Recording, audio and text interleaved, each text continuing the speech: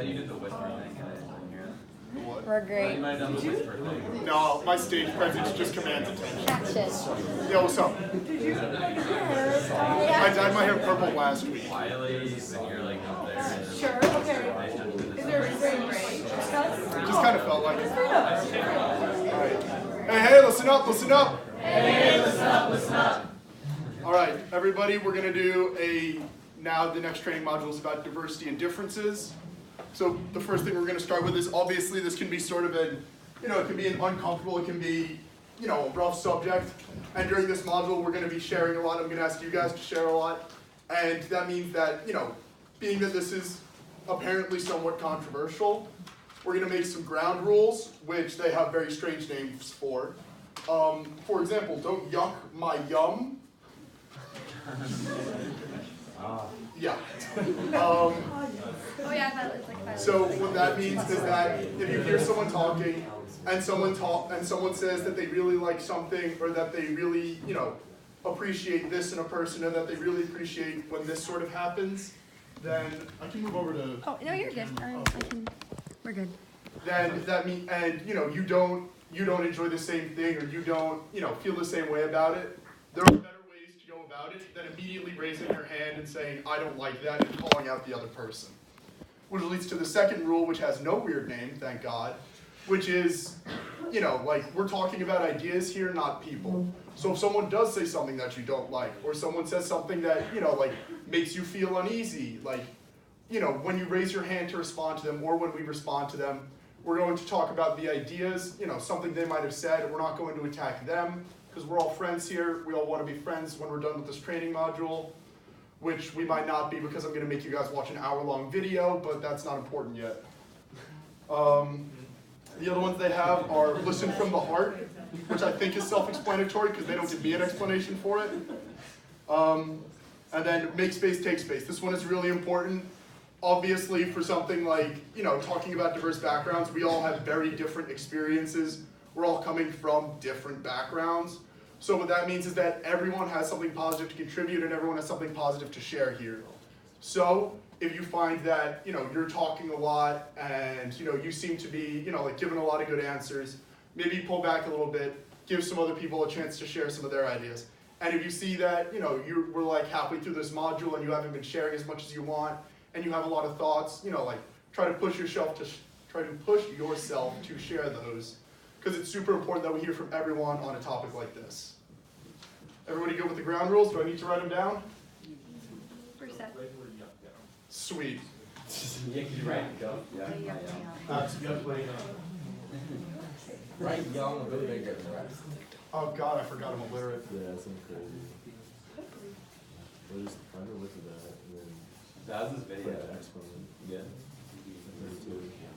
Like look up the width of this picture. And then It's the only rule, guys. Is that I? Is that I don't know. It looks like if you're reading it, this is too late. It was supposed to be a one. I did my best.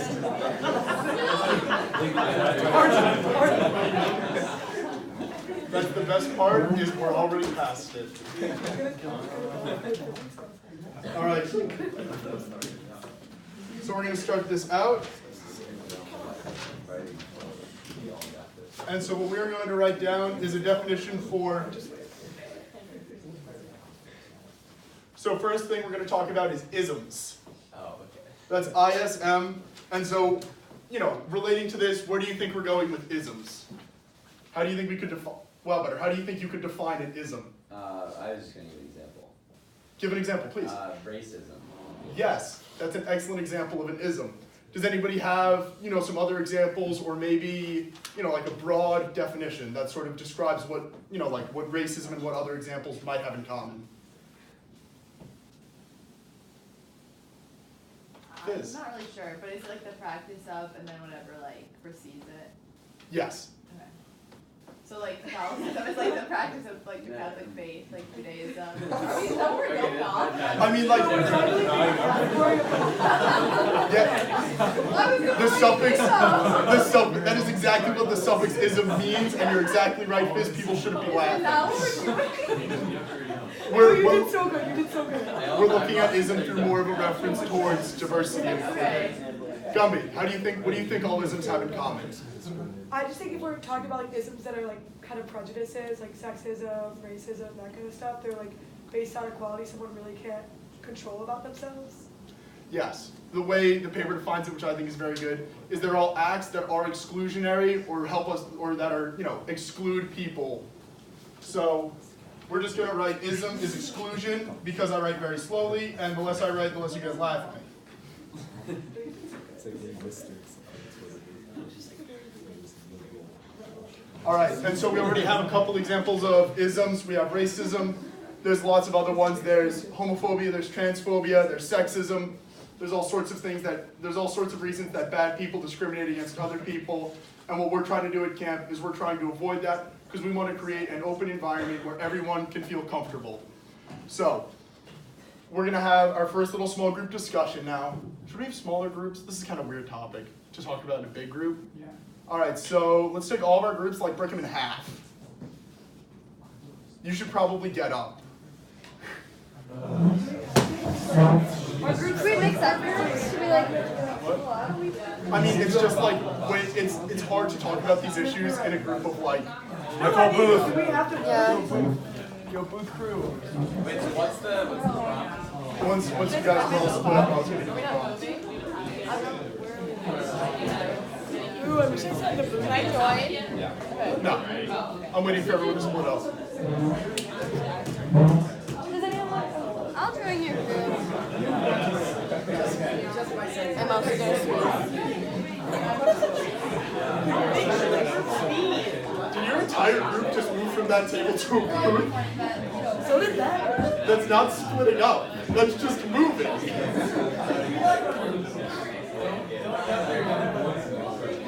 You're right, I just got there. Yeah, I wrote literally the only rule. All right. So the prompts we're going to talk about is when talking about racism, sexism, homophobia, transphobia, things like that. These are all obviously behaviors and actions that people take. First of all, we're going to talk about where we think these behaviors come from, and then we're going to talk about, and then I want you guys to talk about and ask each other questions about, are these behaviors always obvious? What are some times that they are obvious? What are some times that they're not obvious? Should we treat obvious examples differently than we treat non-obvious examples of isms? So we're going to put like 10 minutes on this one. It's sort of a big one. So the two main questions are, why do people have this exclusionary behavior? Why do people exclude other people based on these things that they have no control over?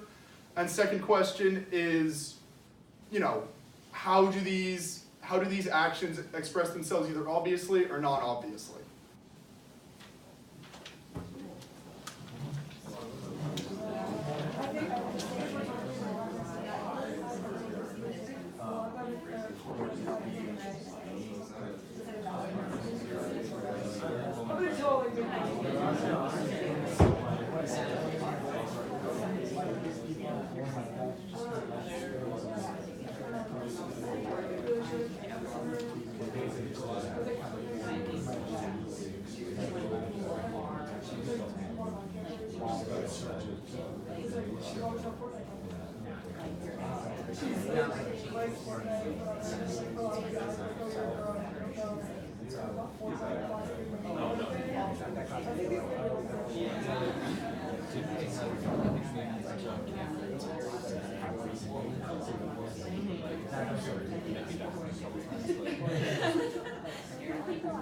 Yeah, I think the kids, in my experience, Well, like if it does happen, it's like they just are very used to a certain how are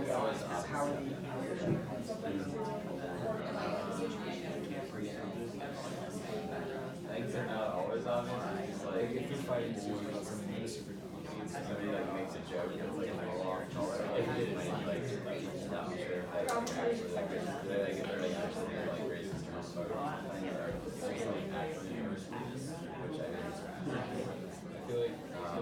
like a camp setting, like pretty cool. Like it's a very camp because like so many people can draw and like anything and just like say like it's not too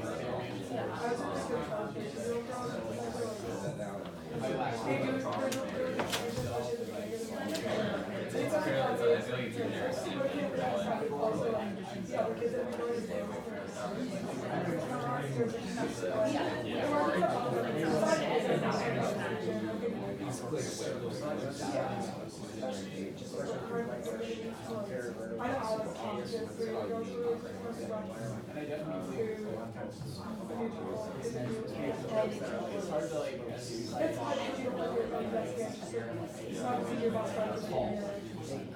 Is that what it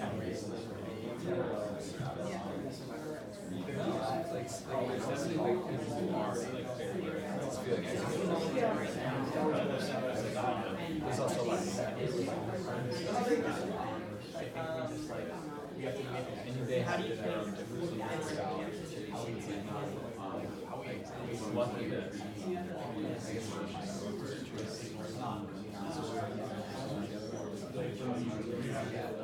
They were basically they were both like on the 60 year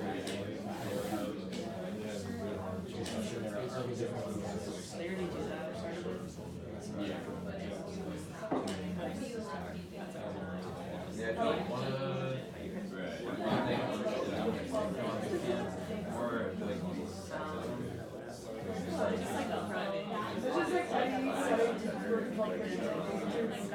like it takes so long to like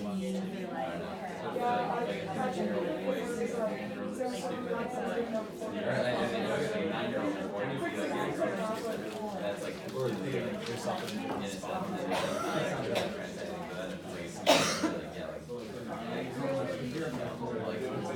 we don't have like good opinions like that's like it's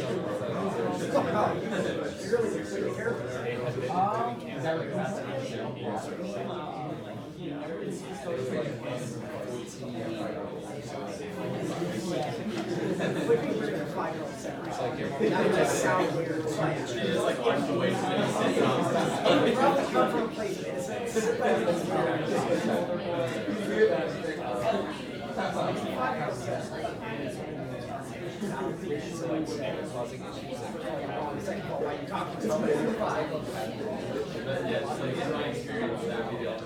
he basically was like, oh, like you guys, I mean, as the beginning, like, part of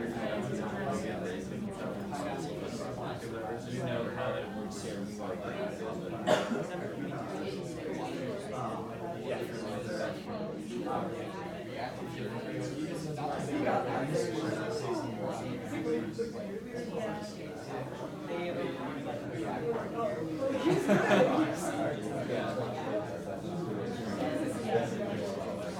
We had no I just forgot about it.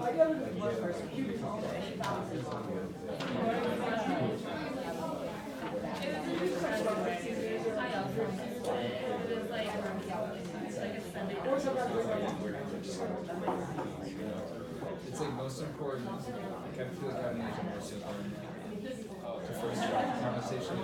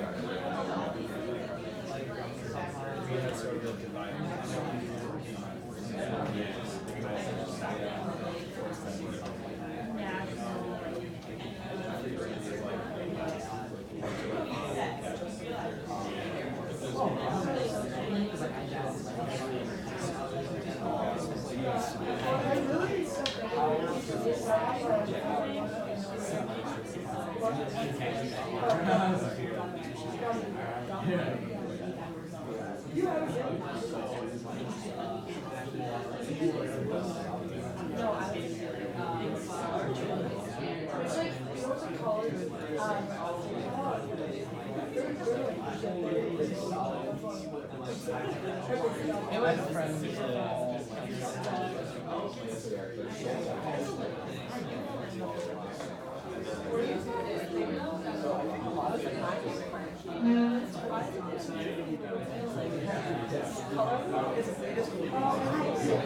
got really uncomfortable standing in full view of the camera while not doing anything.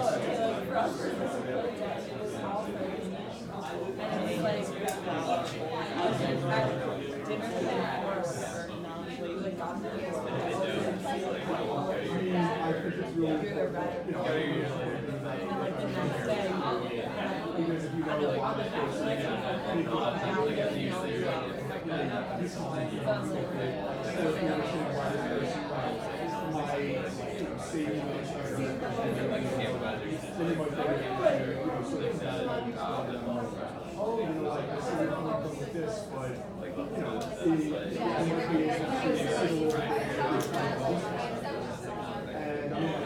most important part. And I'm like, obvious, it's not obvious.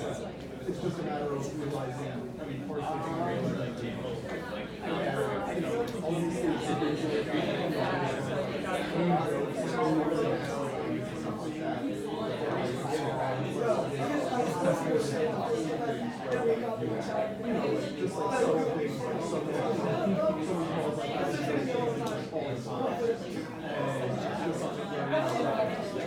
it doesn't necessarily something like a record, but it's just something That's funny.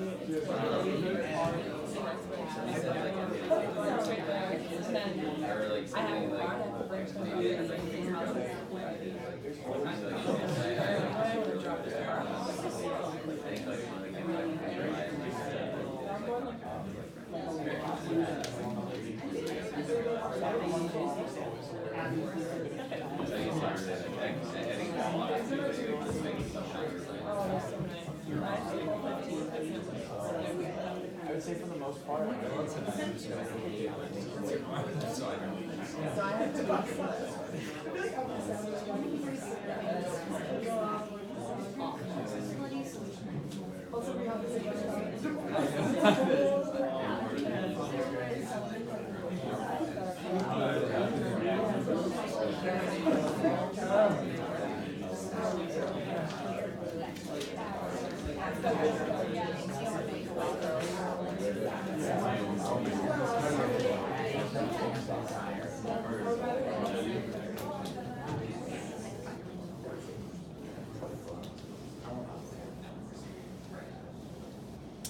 Sweet.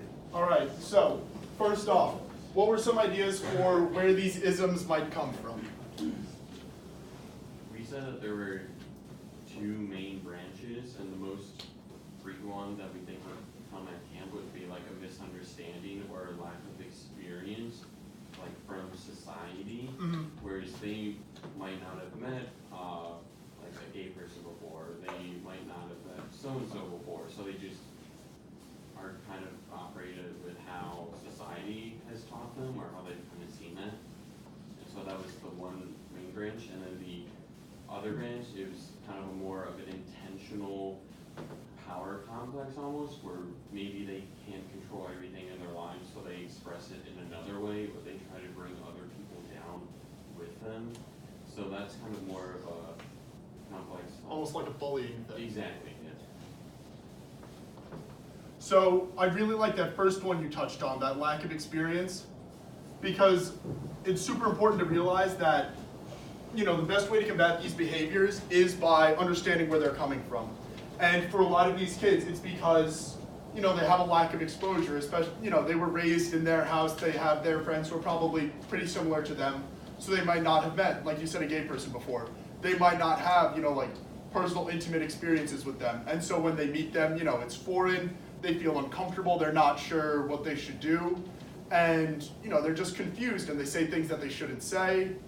And, you know, it's important that you understand if they're coming from a place that is like that, you know, like they just haven't met someone like this before, they, you know, haven't met a lot of them and they don't know how to interact with them normally. It's good to just sit down and remind them that, you know, they are a normal person, you know, treat them the same way you would treat any of your friends, sit down with them, figure out what they like, what they don't like. And, you know, as you as a counselor have to be part of that process, and that you have to help them, you know, like, help coordinate it. So, you know, if someone doesn't use traditional pronouns, you know, maybe one day in cabin chat, ask, you know, say like, all right, guys, when we talk about, you know, this camper, he doesn't want to be called, you know, him or he or him, like, you know, instead we're going to ask him what he wants to be called. And then by asking people what they want to be called, you're facilitating that process.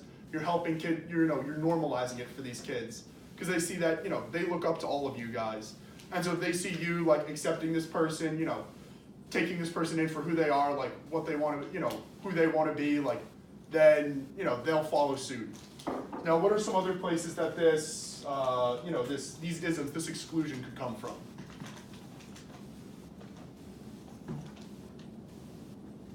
Something we talked about is how, especially with like younger kids, it could like not just the fact that they like haven't experienced something in their life, but the fact that they like actually are 8 years old and are still learning about how the world works and how it operates. Because I feel like we've all had moments like when we were little kids where we said something and we just had a parent be like, that's like just not how you talk about things, and you're just like, oh, okay. And it's like just like you learning how to be in the world. And I think to expect like a 6 or 7 or 8 year old to come and like and be fully like well versed in like how to talk about everything and what is like the correct or most inclusive way is like a pretty bold expectation. So I think like recognizing that a lot of these kids are like that young and still learning is important. Man, that's absolutely right. Kids are stupid. Like, I worked with Yobos for 2 years, and like they'll surprise you in a lot of ways, but I convinced them that I was 184 very easily. That's so Because I had to keep up the lie that I was 37 years old, so I told them my birthday was on a leap year, so I only have a birthday every 4 years, which is why I'm 37. And then they started trying to do the math to figure out how old I would actually be, and they couldn't, so I had to help them.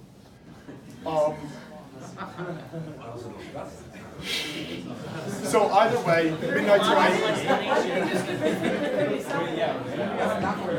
Well, so the thing is, because they asked me why my name was 37, and 8-year-old kids don't know what prime numbers are. Again, kids aren't smart. And because they don't know what prime numbers are, they asked if it was because I was 37 years old, and I said yes. And that's the lie I'm living, so, you know.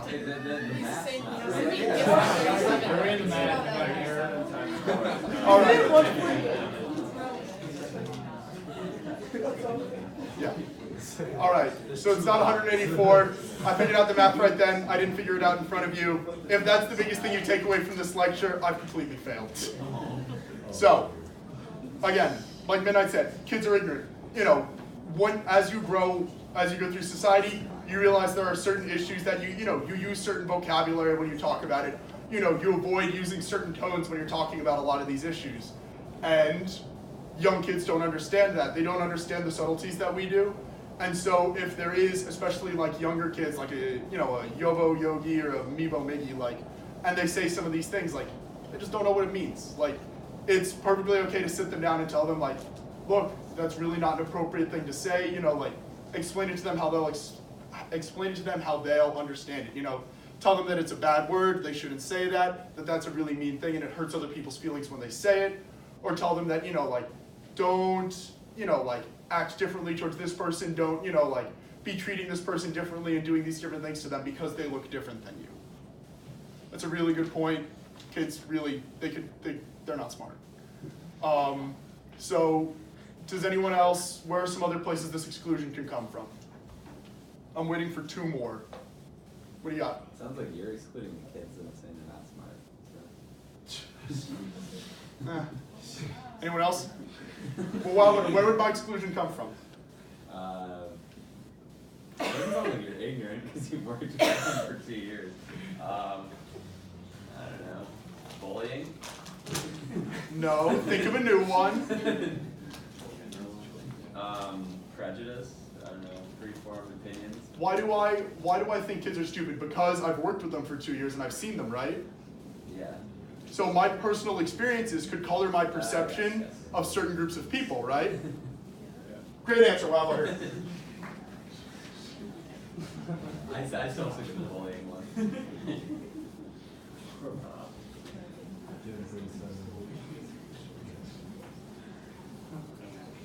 All right, so it's possible that these kids have had a negative experience with, someone of a certain race someone of a certain gender, someone of a certain, you know, sexuality, sexual orientation, and if they have had a negative experience with that, and, you know, someone who they met who was part of that group was, you know, like, very mean to them or hurt them in some way, they're going to feel understandably, you know, uncomfortable around that person. They're going to feel, you know, they're going to feel upset and uncomfortable around that person because they have had negative experiences with someone in that group before, and so that's an association that they've made. It's super important for us as counselors that if you think that might be where, you know, this camper's behavior, this camper's exclusion is coming from, it's important that if this is where it's coming from, you have to deal with it like that. You have to explain, you know, sit down and coordinate with them and be like, look, you know, I understand that sometimes, you know, you see two people from the same group and it's easy to think of them as the same person. It's important that you emphasize that, you know, just as different as you are from the next kid, this person is just as different from that person who might have given you that negative experience. So, again, super important. You find out where it comes from, and then you deal with it like that. And there is one more I'm waiting for. I mean, this might be related to lack of exposure, but like from parents or other role models. God, Bumblebee, I love you. That's right, from their own culture.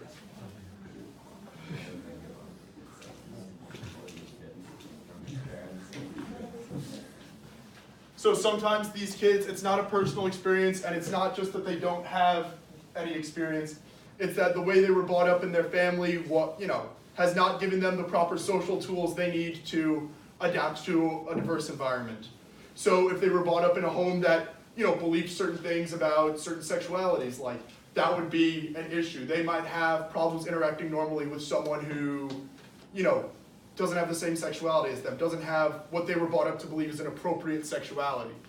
And so, if that's an issue, it's important that you combat it like that. And it's, this one is gonna be tough because this is their culture, this is their home. But you have to understand, you have to sit down with them and you have to understand that, look, this is the way you see things at home, but at camp we do things this way. And we think it's really nice that we do things this way because look at the effect this has on other people. And so, it's really important we understand that if it's coming from, the culture they were brought up in, if it's coming from the culture they go to school in, it's important that you deal with it like that and explain to them that it's not that their culture is flawed, but just that, I guess it is kind of flawed, right? Yeah, it's just the culture they came from was flawed. Don't be relativistic. Good job, 37. Thanks, bud. Yeah, point of clarification though, like we are in no position to claim that their culture is flawed, right? Like even though like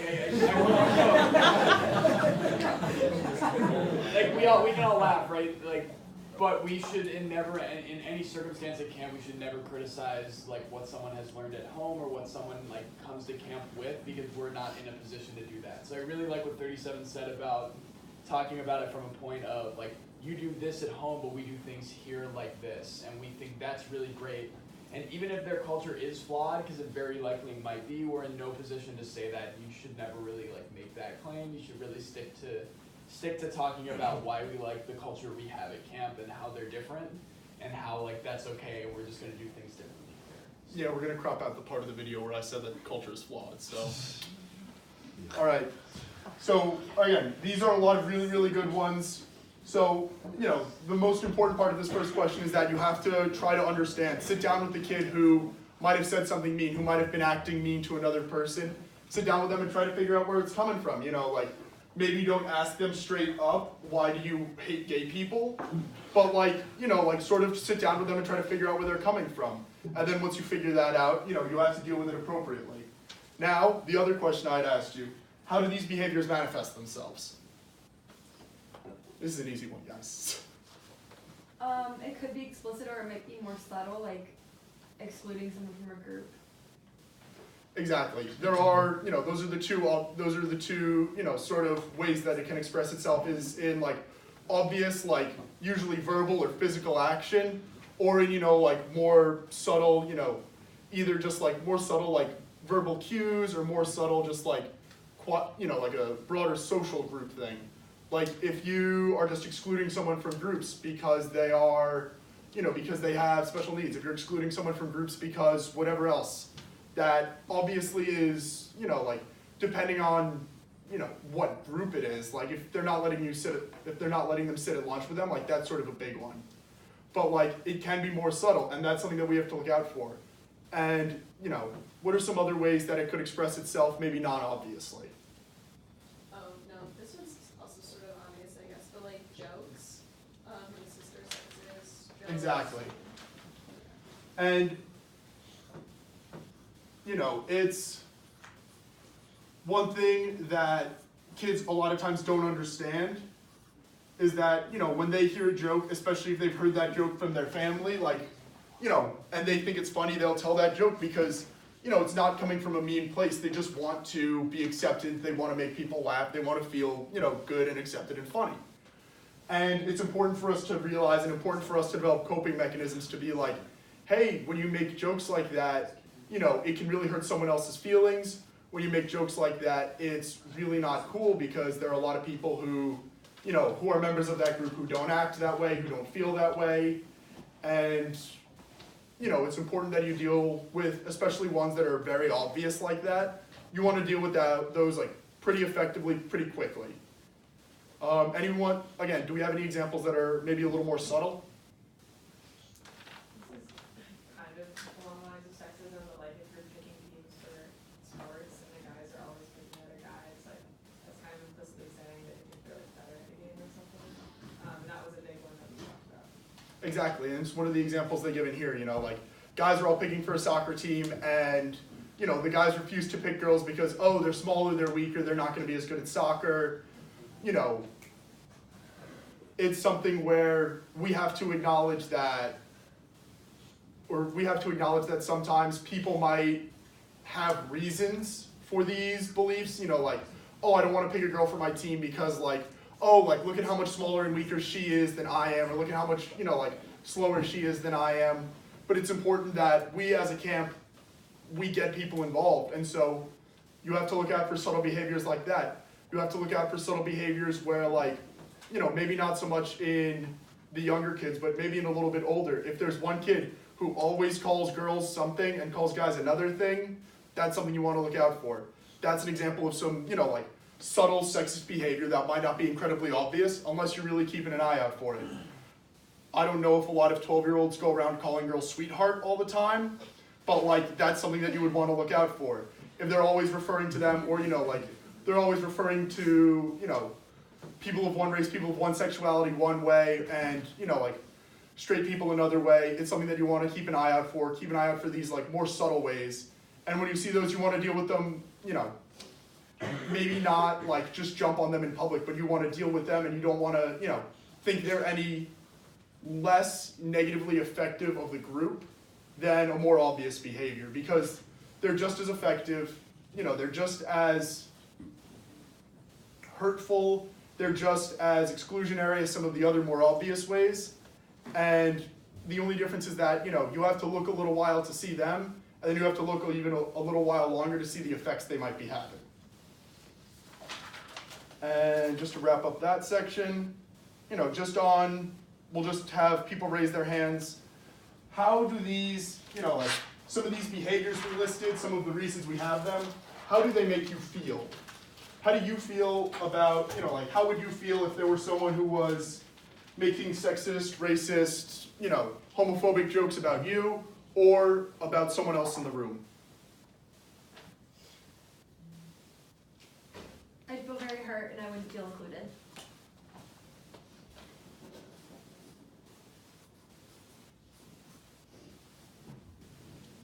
What else we got, people? Angry. Uncomfortable. Misunderstood. Sad. Frustrated. Hello? Always keep up their zone.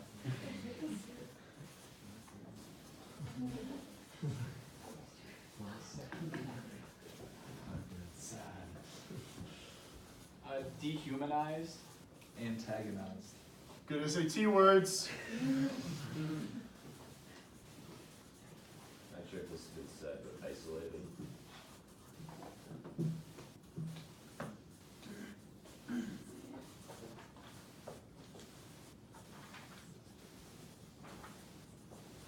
I definitely missed about 3/4 of those. If I didn't have yours up there, I'm very sorry. And This is like a who's who list of emotions that suck. And we all feel, is there a problem? That's what I thought. I feel isolated. I feel isolated, I feel antagonized. I thought it was an egg, so. So yeah, so this is like a who's who of emotions that suck. And so because these emotions suck, we want to avoid them at camp. And we want to replace, we don't want ourselves and we don't want others like campers, other counselors, we don't want them feeling any of these ways because all of these people are our friends or are going to be our friends if we haven't met them yet. And so it's good to understand that, we have to take action against these exclusionary acts or these exclusionary practices. But it's also important to understand why we're doing that. And we take action because, these acts against other people, these sexist, racist, homophobic, transphobic acts make other people and they can make us feel, excluded, angry, uncomfortable, misunderstood. And the way these kids, their home lives, they're full of enough of that already for the most part once you start talking to them. And so if they could come to camp and they could really, really feel included and accepted for who they are and loved, that would be super cool. So that's what we're trying to do here. And what's the best way to do that? Gumby, is the best way to do that by eliminating exclusionary practices? Yeah. Almost. I was still a little angry about the H thing, I'm sorry. The best way is to create an affirmative atmosphere. So, not only do we want to not exclude people, we want to, make a point of celebrating and affirming these cultural differences that we have between all of us. And so, so we're going to brainstorm now, how can we create an affirming environment for different cultures, different races, different sexualities, different, cultures that are comfortable for both genders, or all genders, my mistake. Let's brainstorm some ideas of how we can create that, accepting affirmative environment. You will have 4 minutes. I actually had to say, I think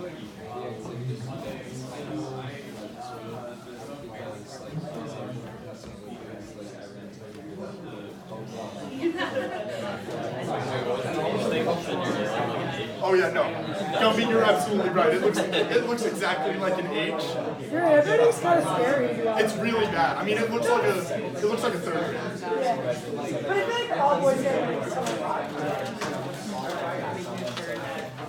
I'm sorry, Gumby, did you just say that all boys have the same handwriting?